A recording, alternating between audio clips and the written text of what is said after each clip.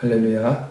오늘 영상 기도에 참석한 저와 여러분이 야훼 하나님을 말미암아 기뻐하고 거룩한 이름에 감사하며 오늘 하루를 예배로 기도로 시작하기를 원합니다.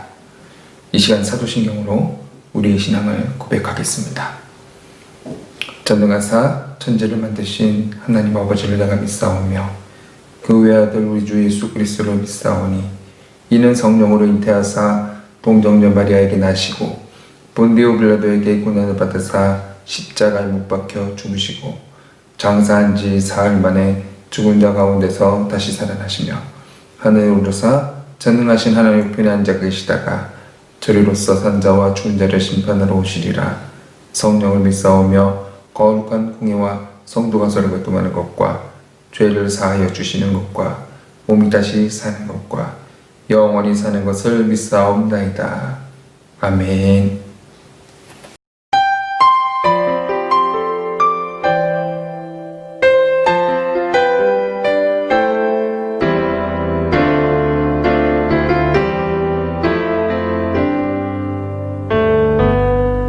주님 말씀하시면 내가 나가리다. 주님 뜻이 아니면 내가 멈춰서리다. 나의 가고 서는 것 주님 뜻에 있으니 오 주님 나를 이끄소서. 주님 말씀하시면 주님 말씀하시면 내가 나가리라. 주님 뜻이 아니면 내가 멈춰서리다. 나의 가고 서는 것 주님 뜻에 있으니 오 주님 나를 이끄소서. 뜻하신 그곳에 나 있기 원합니다. 이끄시는 대로 순종하며 살리니 연약한 내 영혼 통하여 일하소서. 주님 나라와 그 뜻을 위하여 뜻하신 그곳에 뜻하신 그곳에 나 있기 원합니다. 이끄시는 대로 순종하며 살리니 연약한 내 영혼 통하여 일하소서. 주님 나라와 그 뜻을 위하여 오 주님 나를 이끄소서.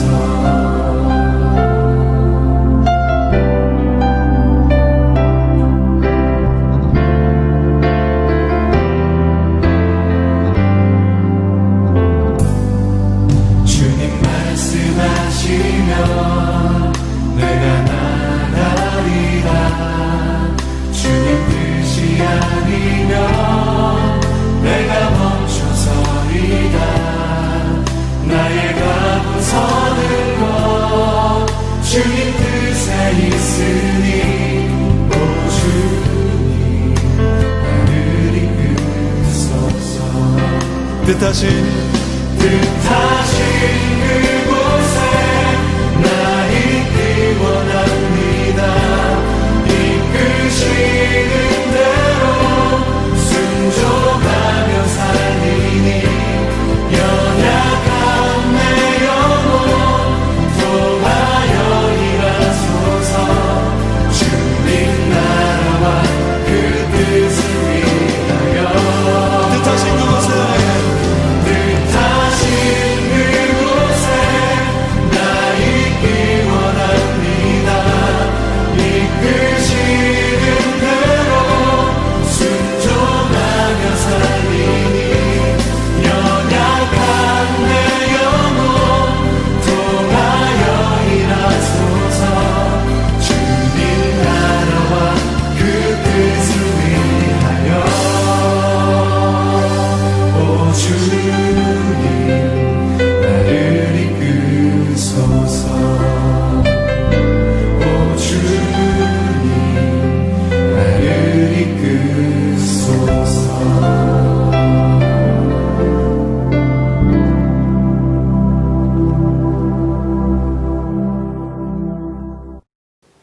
은혜 받으신 하나님의 말씀은 사무엘상 16장 1절에서 13절 말씀입니다. 다 같이 합독하도록 하겠습니다. 여호와께서 사무엘에게 이르시되 내가 이미 사울을 버려 이스라엘 왕이 되지 못하게 하였거늘 내가 그를 위하여 언제까지 슬퍼하겠느냐. 너는 뿔에 기름을 채워가지고 가라. 내가 너를 베들레헴 사람 이새에게로 보내리니 이는 내가 그의 아들 중에서 한 왕을 보았느니라 하시는지라. 사무엘이 이르되 내가 어찌 갈 수 있으리까. 사울이 들으면 나를 죽이리라 하니 여호와께서 이르시되 너는 암송아지를 끌고 가서 말하기를 내가 여호와께 제사를 드리러 왔다 하고 이새를 제사에 청하라. 내가 내게 행할 일을 가르치리니 내가 내게 알게 하는 자에게 나를 위하여 기름을 부을지니라. 사무엘이 여호와의 말씀대로 행하여 베들레헴에 이르매 성읍 장로들이 떨며 그를 영접하여 이르되 평강을 위하여 오시나이까. 이르되 평강을 위함이니라. 내가 여호와께 제사하러 왔노니 스스로 성결하게 하고 와서 나와 함께 제사하자 하고 이새와 그의 아들들을 성결하게 하고 제사에 청하니라. 그들이 오매 사무엘이 엘리압을 보고 마음에 이르기를 여호와의 기름 부으실 자가 과연 주님 앞에 있도다 하였더니 여호와께서 사무엘에게 이르시되 그의 용모와 키를 보지 마라. 내가 이미 그를 버렸노라. 내가 보는 것은 사람과 같지 아니하니 사람은 외모를 보거니와 나 여호와는 중심을 보느니라 하시더라. 이새가 아비나답을 불러 사무엘 앞을 지나가게 하매 사무엘이 이르되 이도 여호와께서 택하지 아니하셨느니라 하니 이새가 산마로 지나게 하매 사무엘이 이르되 이도 여호와께서 택하지 아니하셨느니라 하니라. 이새가 그의 아들 7을 다 사무엘 앞으로 지나가게 하나 사무엘이 이새에게 이르되 여호와께서 이들을 택하지 아니하셨느니라 하고 또 사무엘이 이새에게 이르되 내 아들들이 다 여기 있느냐. 이새가 이르되 아직 막내가 남았는데 그는 양을 지키나이다. 사무엘이 이새에게 이르되 사람을 보내어 그를 데려오라. 그가 여기 오기까지는 우리가 식사 자리에 앉지 아니하겠노라. 이에 사람을 보내어 그를 데려오매 그의 빛이 붉고 눈이 빼어나고 얼굴이 아름답더라. 여호와께서 이르시되 이가 크니 일어나 기름을 부으라 하시는지라. 사무엘이 기름 뿔병을 가져다가 그의 형제 중에서 그에게 부었더니 이날 이후로 다윗이 여호와의 영에 크게 감동되니라. 사무엘이 떠나서 라마로 가니라. 잠시 기도하겠습니다. 주께서 우리를 사랑하심으로 말미암아 이 자리 아침 기도회로 불러주심을 감사드립니다. 우리가 주님께 예배할 때 오직 주님께 집중하고 주님을 바라보고 나아가기 원합니다. 기쁘게 받아주시옵소서. 오늘 예배를 통해서 성령으로 충만하게 하시고 영적 군사로 무장하는 시간 될 수 있게 하여 주시옵소서. 많은 이들이 코로나 사태로 인해서 여러 가지 어려움을 겪고 있습니다. 고통당하는 이 땅을 고쳐주시옵소서.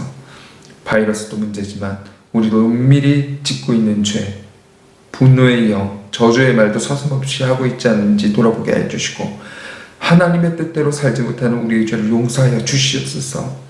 주님의 참된 제자로 살아가게 해주시고 주님의 십자가를 나도치고 나아가기를 원합니다. 거룩한 삶을 살기를 원합니다. 지혜로운 삶을 살게 하여 주시옵소서. 이 시간 부족한 종의 말씀을 증거합니다. 부족하지만 주님의 영혼을 덧입혀 주시고 성령 충만하여 하나님의 말씀을 담대히 전할 수 있도록 도와주시옵소서. 예배의 첫 시간입니다. 마치는 시간까지 주님께서 함께 해주실 줄을 믿고 감사드리며 예수 그리스도의 이름으로 기도드립니다. 아멘.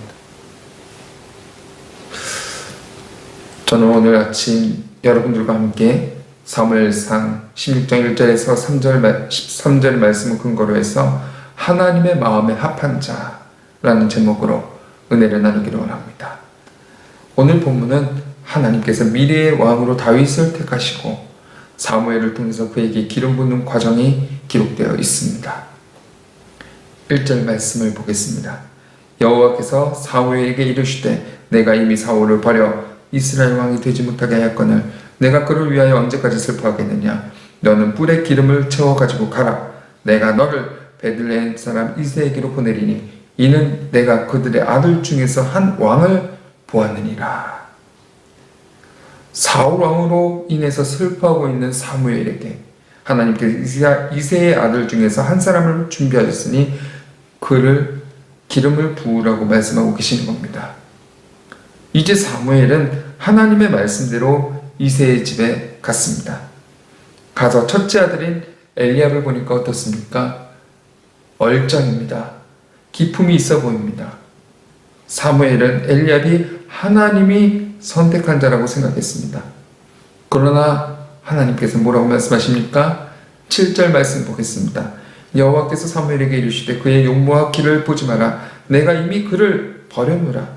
내가 보는 것은 사람과 같지 아니하니 사람은 외모를 보거니와 나 여호와는 중심을 보느니라.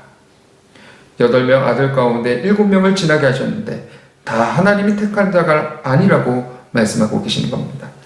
사무엘은 이새에게 다른 아들이 없는지 물어보니까 이새가 양을 돌보는 막내가 있다고 그랬습니다. 그래서 그 아들을 데려오기 전까지는 식사를 하지 않겠다고 강하게 이야기를 했습니다. 마침내 다윗이 왔습니다. 그를 보자마자 하나님께서 다윗에게 기름을 부으라고 말씀하신 겁니다. 기름을 부으니까 그가 하나님의 영에 감동되었고 사무엘이 그곳을 떠났다는 것이 오늘 본문 내용입니다. 그러면 오늘 본문에 기록된 대로 하나님께서 다윗을 택하셔서 기름 부어 세우시는 과정을 통해서 우리에게 주시는 교훈이 무엇입니까? 먼저 1절을 보면 우리 성경에는 빠져 있는데 원문을 보니까 나를 위해 곧 하나님을 위해라는 말이 있습니다. 3절에서도 나를 위해서 기름을 부으라고 말씀합니다. 하나님께서 한 사람을 예비하시고 세우심이 하나님 자신을 위한 것이라는 겁니다.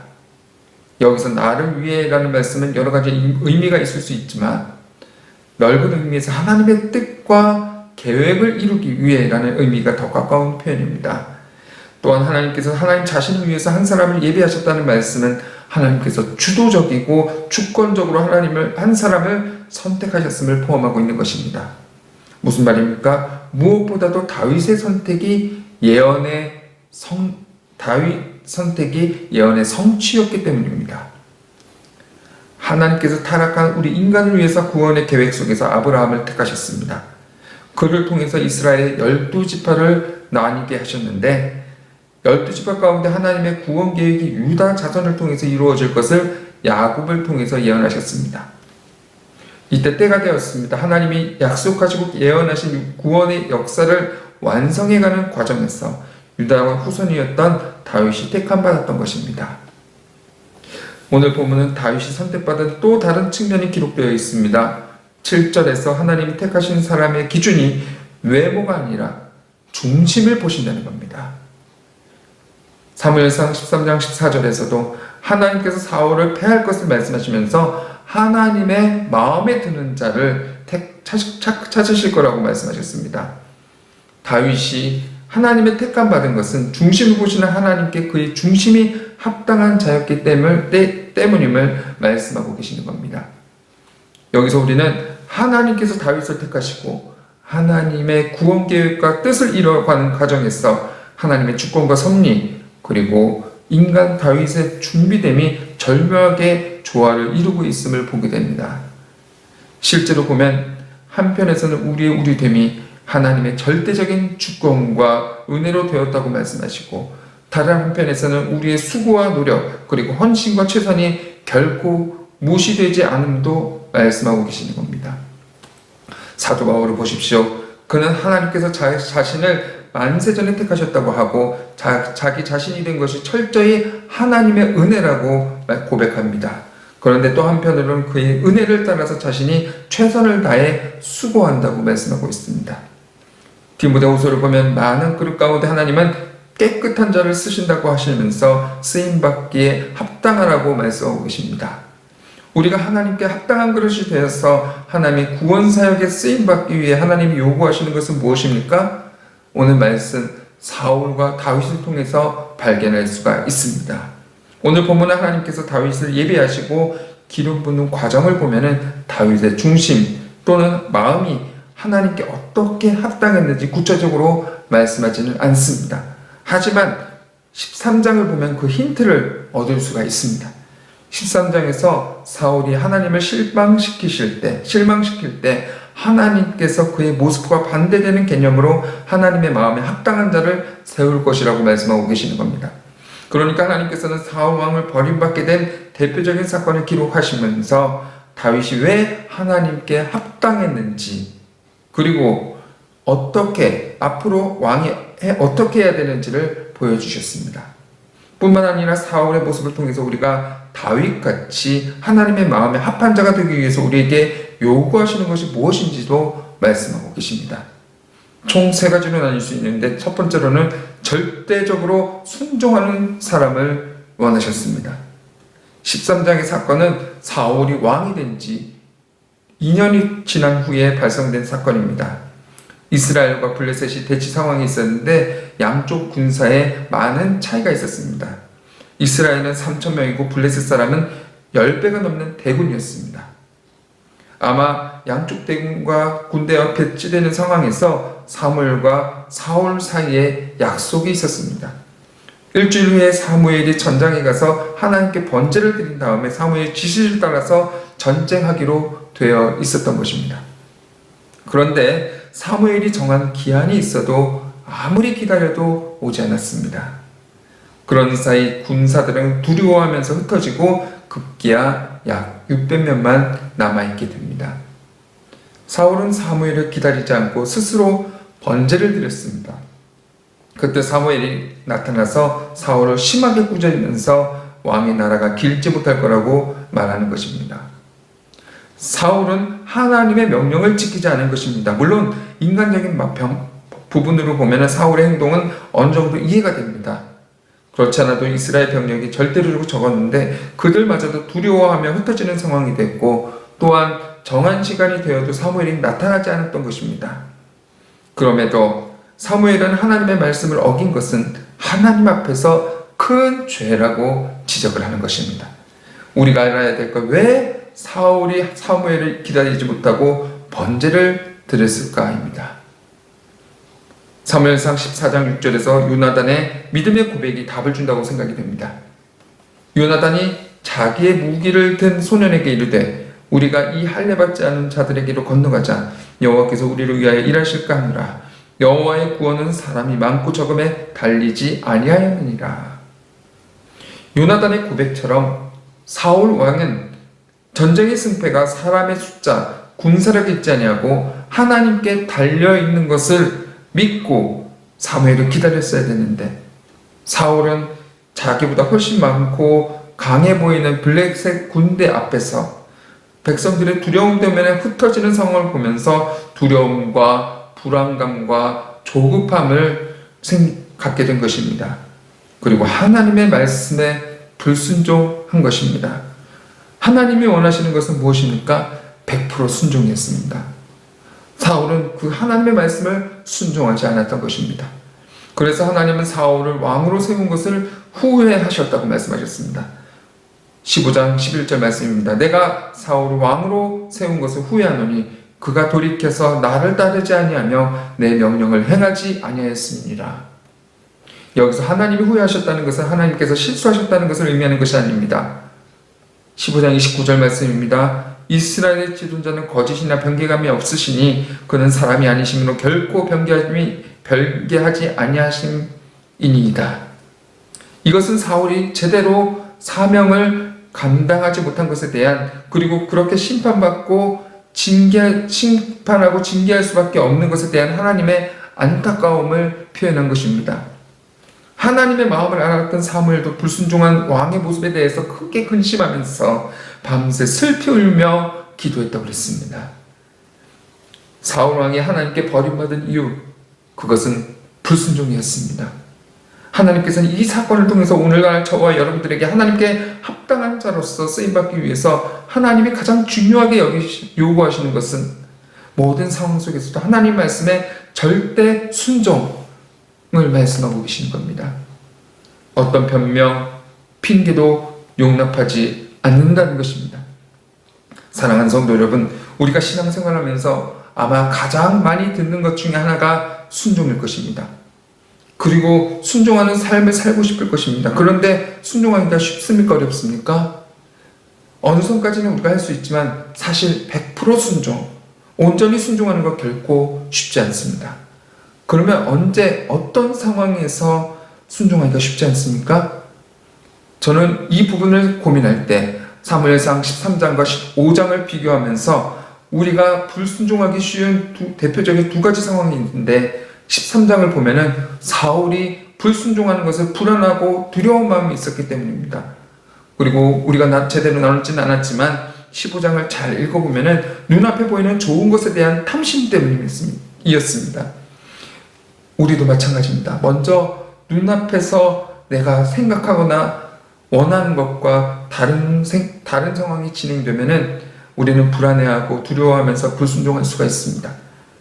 예를 들어서 직장 생활에서 승진 대상이 되었는데 모든 상황이 나에게 불리하게 돌아가는 것. 이런 상황이 있을 때 편법 쓰는 것이 있을 수도 있고 신앙 양심에 어긋난 비굴한 행동을 할 수 있게 됩니다.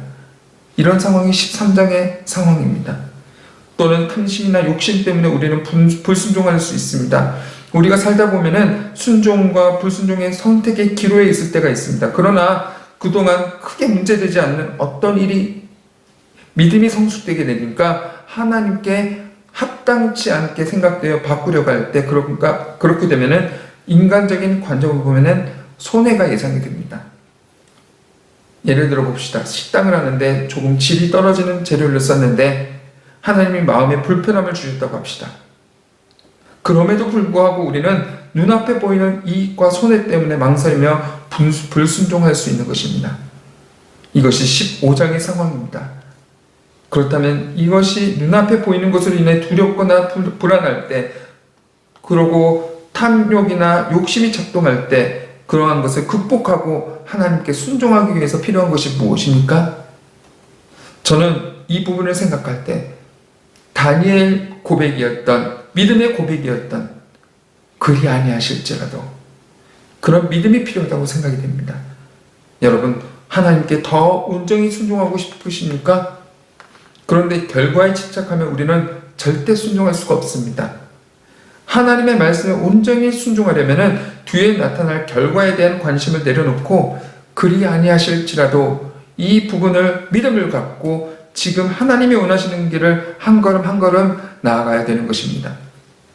설령 물진의 손인에 본다 할지라도 승진하지 못한다 할지라도 믿음으로 순종하는 것입니다. 물론 그런 믿음의 걸음을 내디딜 때 하나님의 은혜를 경험할 수 있습니다. 그러나 반드시 그렇지 않을 수도 있다는 것을 명심하십시오. 분명한 것은 그리 아니하실지라도 믿음으로 순종하면 그 순종 때문에 하나님께 합당한 자로 인정받게 될 것입니다. 하나님의 마음에 합당한 자가 되기 위해서 우리에게 요구하시는 것, 두 번째로는 지혜로운 사람입니다. 지혜로운 사람. 사울의 또 한 가지 모습이 14장에 기록되어 있습니다. 요나단의 믿음의 행동으로 전쟁이 이스라엘 쪽으로 많이 기울여졌습니다. 그런데 사울왕은 무슨 이유인지 알 수 없으나 금식을 선포했습니다.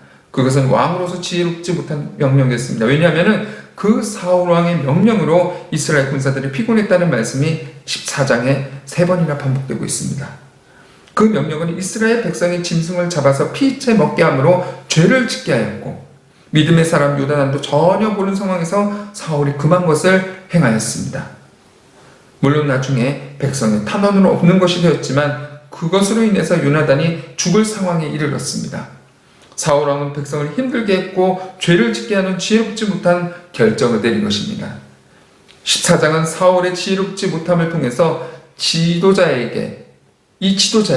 리더에게, 영적 리더에게 지혜가 얼마나 필요하고 중요한지 말씀하고 있습니다.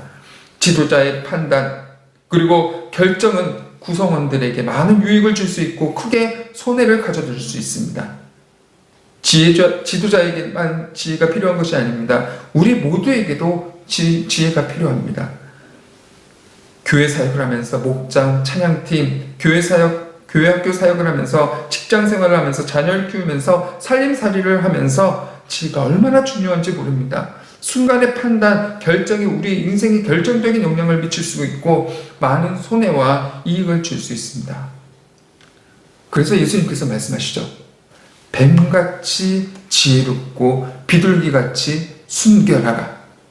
그것은 이 세상에서 우리가 사는 것이 마치 이리 속에서 양이 사는 것과 같기 때문이라는 것입니다. 에베소서 5장 15절에서 17절 말씀입니다. 그런즉 너희가 어떻게 행할지를 자세히 주의하여 지혜 없는 자같이 하지 말고 오직 지혜 있는 자같이 하여 세월을 아끼라. 때가 악하니라. 그러므로 어리석은 자가 되지 말고 오직 주의 뜻이 무엇인가 이해하라. 때가 악하기 때문에 지혜가 필요하다는 것입니다. 지혜는 예배, 말씀, 기도와 같은 하나님과의 영적인 교제를 통해서 얻을 수 있습니다. 물론 성과 악이 명확한 경우에는 결정하기 쉽습니다. 그것은 지혜의 문제가 아니라 순종의 문제입니다. 그런 살다 보면 이럴 수도 있고 저럴 수가 있습니다. 그때는 지혜로운 판단이 필요합니다. 물론 성숙한 믿음의 사람들의 도움을 받는 것도 중요하지만 어떤 경우든 최종 결정은 주님과 깊은 영적 교제 가운데서 이루어져야 되는 것입니다. 저도 판단이 서지 않을 때가 많이 있습니다. 그래서 늘 지혜를 구하라고 하시는 야고보서 말씀을 의지해서 주님의 도움을 구하고 있습니다. 그러면 성령께서 우리의 말씀을 통해서 깨닫게 하시고 기도하는 가운데서 깨닫게 해주십니다. 우리가 주님과 깊은 영적 교제를 통해서 늘 지혜로운 사람이 되기를 바랍니다. 세월을 아끼고 순간순간 나 자신과 다른 사람에게 유익하고 바른 결정을 내릴 수 있는 복된 성도 되시기를 주님의 이름으로 축복합니다. 하나님의 마음에 합당한 자가 되기 위해서 우리에게 요구하시는 것, 마지막으로 겸손의 사랑입니다. 사울은 하나님께 버림받은 가장 근본적인 부분을 초심의 겸손을 너무 빨리 잃어버렸다는 것에 있습니다. 사실 사울은 왕이 되기 전까지는 무척 겸손한 사람이었습니다. 9장 21절을 보겠습니다. 사울이 대답하여 이르되 나는 이스라엘 지파의 가장 작은 지파 베냐민 사람이 아니나이까 또 나의 가족은 베냐민 지파 모든 가족 중에 가장 미약하지 아니하니까 당신이 어찌하여 내게 이같이 말씀하나이까. 사울은 왕이 된 지 2년 만에 왕이 되기 전과 너무나 다른 모습으로 보여졌습니다. 나중에 사무엘도 이런 평가를 하죠. 5장 17절 말씀, 15장 17절 말씀입니다. 사무엘이 이르되 왕이 스스로 작게 여길 그때 이스라엘 지파의 머리가 되지 아니하셨나이까. 여호와께서 왕에게 기름 부어 이스라엘 왕을 삼으시고. 사울은 처음에는 겸손했지만 왕이 된 지 얼마 되지 않아서 겸손함을 잃어버렸는데 그것이 사울을 순종하지 못하고 왕으로서 버림받은 주된 원인이 된 것입니다.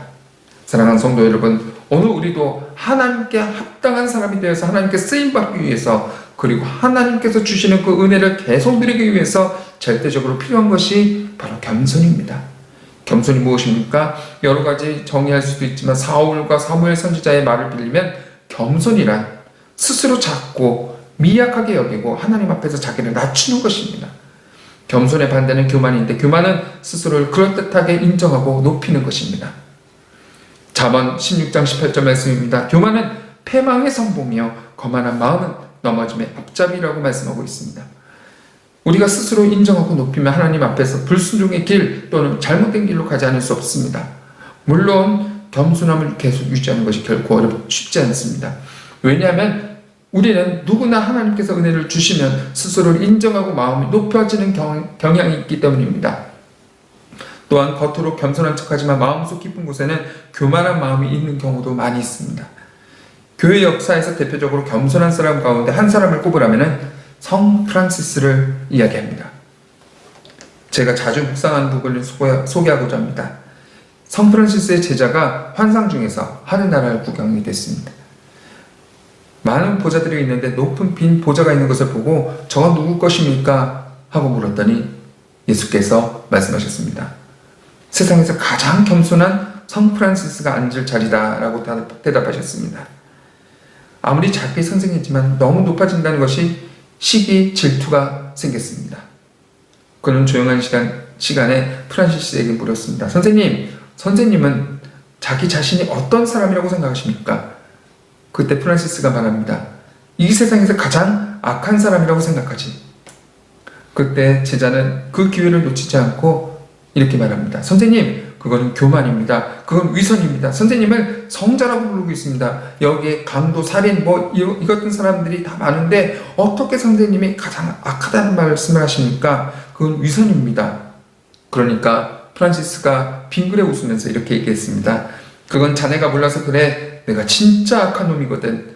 그리고 하나님이 내게 주신 은혜가 너무 커서 은혜 가운데 오늘 내가 있는데 내게 주신 은혜를 다른 사람에게 주었다면 그 사람은 분명히 나보다 더 훌륭한 사람이 되었을 것이야. 이렇게 진지하게 말할 때 그 자리에서 제자가 무릎을 꿇었다고 합니다. 프란시스에게는 이 사도 바울과 같이 자신이 잘나고 똑똑해서 하나님이 택하신 것이 아니라 하나님의 주권적이고 주도적인 은혜로 택함받았고 자기의 자신됨이 전적으로 하나님의 은혜였다는 고백과 감사가 있었습니다. 저는 저와 여러분이 처음과 나중에 한결같이 겸손한 사람이 될 수 있기를 바랍니다. 아니, 우리는 처음보다 나중에 더 좋은 사람이 되어야 될 것입니다. 이제 말씀 뵙습니다. 하나님은 지금도 하나님 구원 역사를 위해서 하나님의 마음에 합당한 사람을 지금도 찾고 계십니다. 이 악한 세대가 가까울수록 하나님의 마음에 합당한 사람을 찾고 계신 것입니다. 사울 다윗을 통해서 보여주신 하나님께 합당한 사람은 어떤 사람입니까? 순종의 사람이었습니다. 순종하는 자가 되기 위해서 그리 아니하실지라도의 믿음이 필요하다고 했습니다. 그리고 지혜로운 사람입니다. 지혜로운 사람이 되기 위해서 하나님과 끊임없는 영적 교제가 필요하다고 했습니다. 그리고 겸손한 사람입니다. 겸손한 사람이 되기 위해서 나이 나된 것이 하나님의 은혜임을 평생 잊지 않고 사모해야 되는 것입니다. 저와 여러분이 오늘 하루도 이 말씀을 늘 기억하면서 코로나로 인해서 여러 가지 어려운 상황이 있지만 어떤 상황에서도 하나님이 기뻐하시는 하나님의 마음에 합당한 사람이 되시기를 주님의 이름으로 축복합니다. 기도하겠습니다. 주님, 오늘 말씀을 통해서 깨닫습니다. 어떤 상황에서도 오직 주님만을 바라보고 나가게 해주시고 하나님의 마음에 합한 자, 하나님이 너무나 기뻐하시는 우리 성도 하나가 될 수 있도록 주님 지혜를 부어 주시옵소서. 여러 가지 어려운 상황이 있습니다. 코로나로 인해서 여러 가지 물질적인 문제로 인해서 그리고 병든 지체들이 너무나 많이 있습니다. 그런 상황이 있다 할지라도 오직 주님 한 분을 붙들고 나아가는 우리 성도 될 수 있게 도와주시옵소서. 감사드렸고 예수 그리스도의 이름으로 기도드립니다. 아멘. 하늘에 계신 우리 아버지여, 이름이 거룩히 여김을 받으시오며 나라가 임하시오며 뜻이 하늘에서 이루어진 것 같이 땅에서도 이루어지이다. 오늘 우리에게 일용할 양식을 주시옵고 우리가 우리에게 죄 지은 자를 사하여 준 것 같이 우리 죄를 사하여 주시옵고 우리를 시험에 들게 하지 마시옵고 다만 악에서 구하시옵소서. 나라와 권세와 영광이 아버지께 영원히 있사옵나이다. 아멘. 우리 말씀을 생각하면서 기도하기를 원합니다. 그리고 교회를 위해서 기도해 주시고 목양하시는 우리 담임 목사님 영육간의 강건함을 허락하여 기도하시고 그리고 생각나는 성도들을 위해서 각자의 기도 제목을 위해서 통성으로 주여 삼창하시고 함께 기도하겠습니다. 주여 주여 주여